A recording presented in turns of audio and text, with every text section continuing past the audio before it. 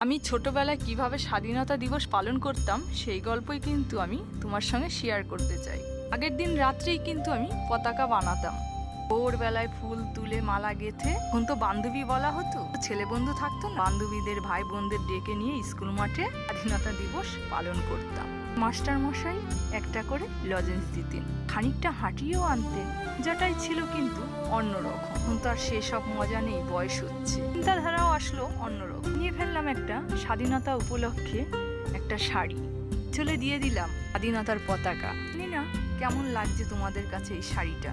তোমাকে বলছি, ভালো মন্দ বিচার করে তো আমি শাড়িটা বানাইনি, সকলের জন্য, দেশের জন্য বানিয়েছি। এক লাইনে দাঁড়িয়ে জনগণ মন অধি বলতাম, ছোট থেকে বড়, মজাই ছিল আলাদা। এই দিনগুলো কিন্তু আমি ভুলিনি, এখনো ধরে রাখার চেষ্টা করছি।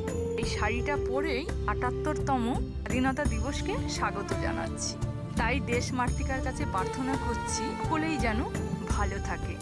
এই বছর স্বাধীনতা দিবসে ভাবলাম নিজের অধীনে ছোট একটা অনুষ্ঠান করি। এই ছেলেকে বললাম, ছাদে একটু হারমোনিয়ামটা নিয়ে দিবি বাবা। ছেলে মেয়ে কিন্তু ভীষণ কথা শোনে। যে সমস্ত নাগরিকরা দেশের জন্য প্রাণ দিয়েছেন, তাদেরকেও আজকের দিন আমি সম্মান জানাচ্ছি। আজকে শাড়িটা পরে মনে হচ্ছে কোল দেশের রানী সেজে আমার জন্মভূমি। এই বয়সে এসে এরকম একটা শাড়ি বানিয়ে যেই স্বাধীনতা পালন করছি, মেয়েকেও ডেকে নিচ্ছি, পরে চেষ্টা করছি আমার সামনে একটা গান পরিবেশন করা। ভালো লাগলে অবশ্যই লাইক করবে, কমেন্টে জানাবে কেমন হলো। সাবস্ক্রাইব করতে কিন্তু ভুলো না, এই জন্য অনেক কষ্ট করে আমি এই প্রোগ্রামটা করেছি। আর গানটা শুরু করছি, মামি। পুষ্প তাহা